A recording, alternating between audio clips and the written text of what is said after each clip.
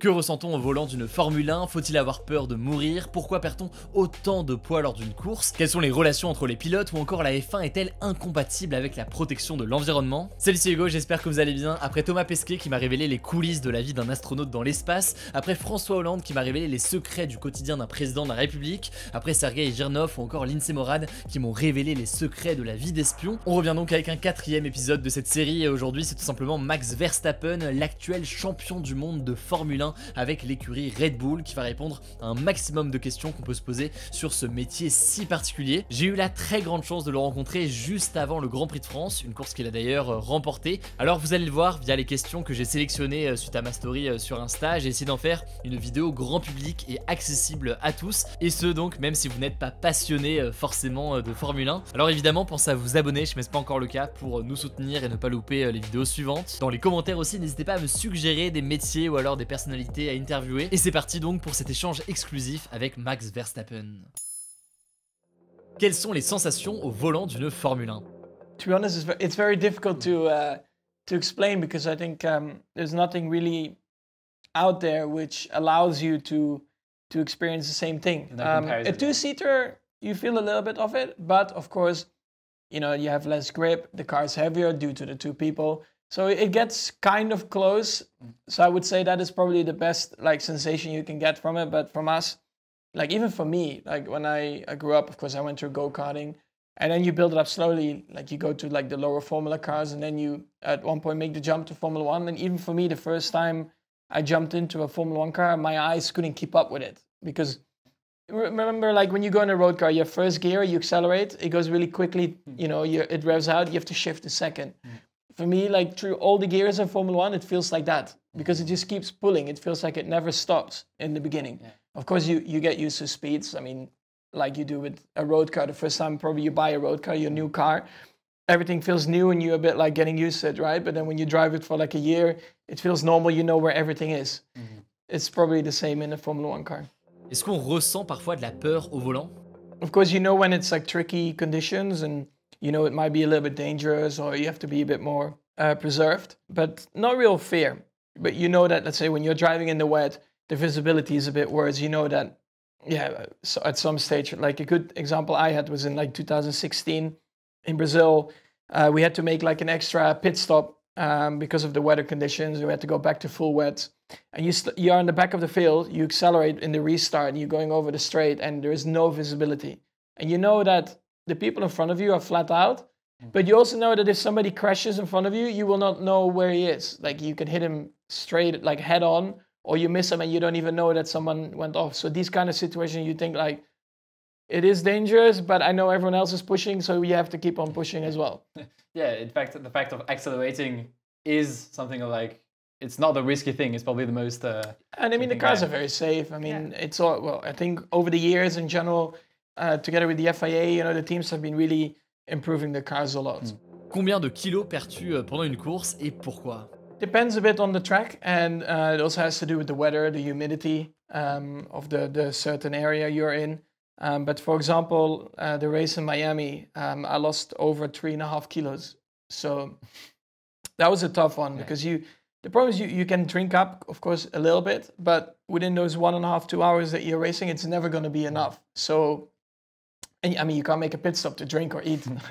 So you always feel like really empty at the end of the race, and especially these kind of races like also Singapore. Back in the day when Malaysia was still on the calendar, it was the same thing because it was during the day as well. So it's like really, really hot. Yeah. But then there are some races which, like probably like Monza, is a lot of course, a lot of straights, and it's not as heavy on the body, and you might lose a kilo or like half a kilo.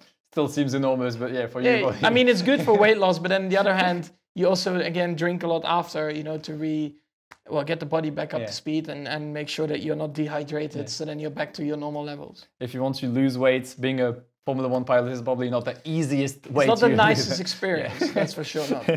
Que ressent-on à l'instant où on devient champion du monde?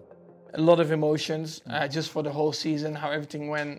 But it is also, of course, you know, your life goal in racing. I mean, when I was a little kid growing up, at one point, you know, you set yourself that target of trying to become a Formula 1 driver. That's already, I think, hard enough. But then you also want to be successful in it. And of course, that ultimate goal is winning a championship. It's nice to win races. It's nice to be on pole, but it's nice to have podiums. But that real target of winning a championship is something, you know, once you have accomplished it, it's definitely an amazing feeling.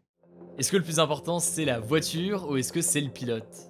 I mean, of course, in F1 it's very important to have a really good car, because I think there are a lot of good drivers in Formula 1, but if you don't have the car, you will not be able to win a championship. So for sure, that is a very big part of it. I think where the driver really comes into play and what makes the difference is in tricky conditions, or when you're really fighting with another team.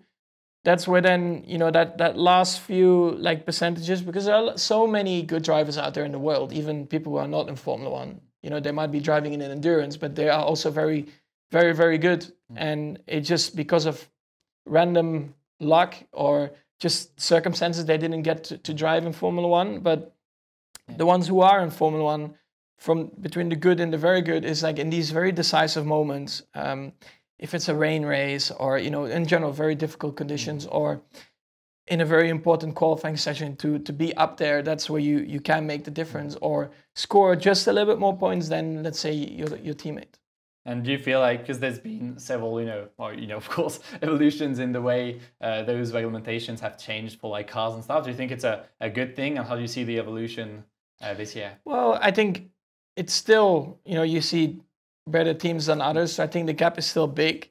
But I do think if you keep the regulations the same for a while, like I think you saw last year, of course, we were still fighting up front, but the midfield, the pack was actually very close. So I think over time, they would even close up to the top, because everyone starts to understand the idea of how to develop the car. And of course, it has to do also with money and resources. But yeah, if you keep it the same for more than 5 years, because it seems like in F1, you have this like general thing where like every 4 or 5 years, it's like a major change in regulations where maybe we have to stop doing that. And then slowly the teams will come together. Quel est le quotidien normal, disons, d'un pilote pendant une semaine de course?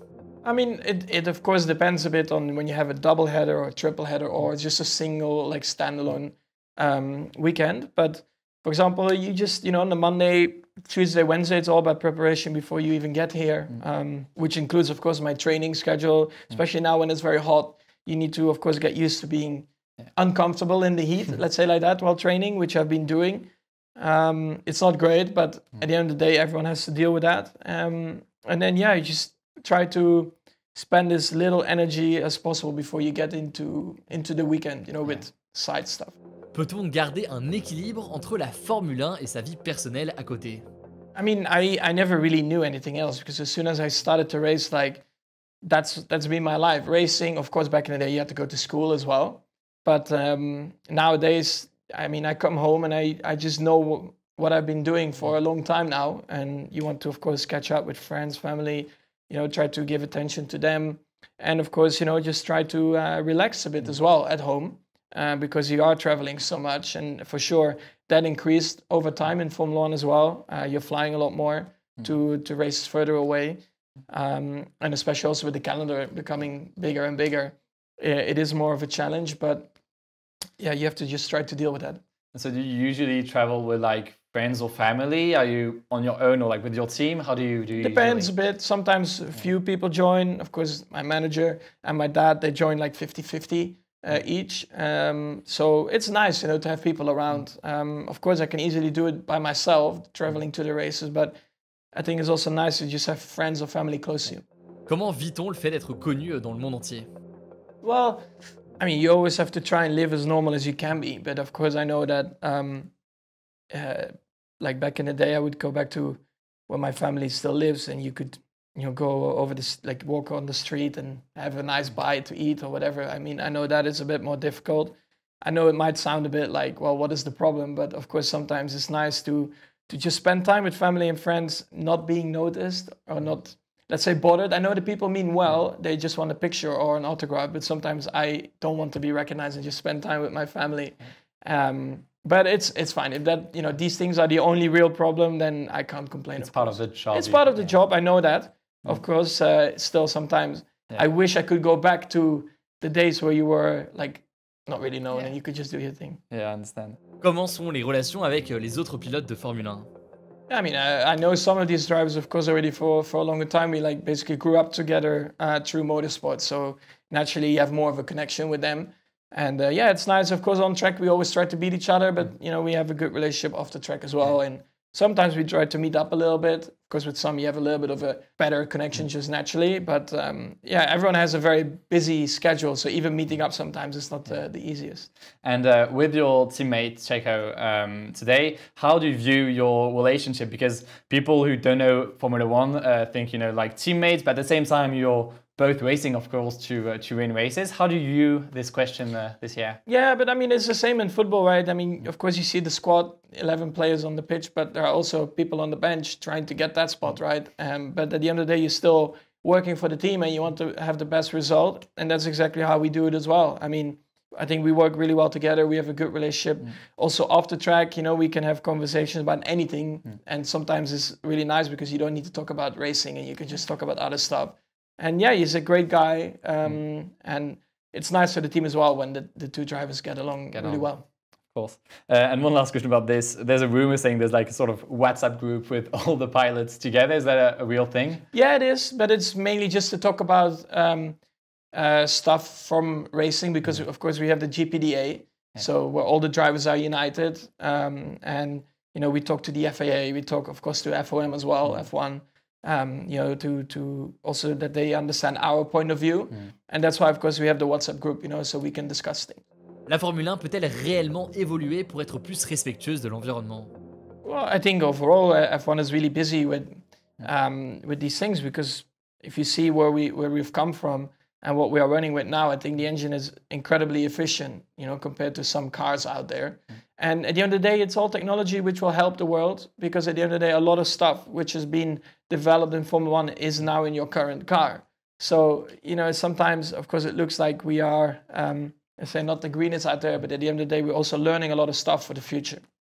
And do you feel like it's something that came more and more in the past few years and you hear more and more in the... I think it was always there, but of course, the last few years has been probably accelerating even more, which I think is good because we need to do something. We need to, of course, keep on improving and keep trying to be better to the world in general. And why, you know, not start in Formula 1 to really try to find good solutions.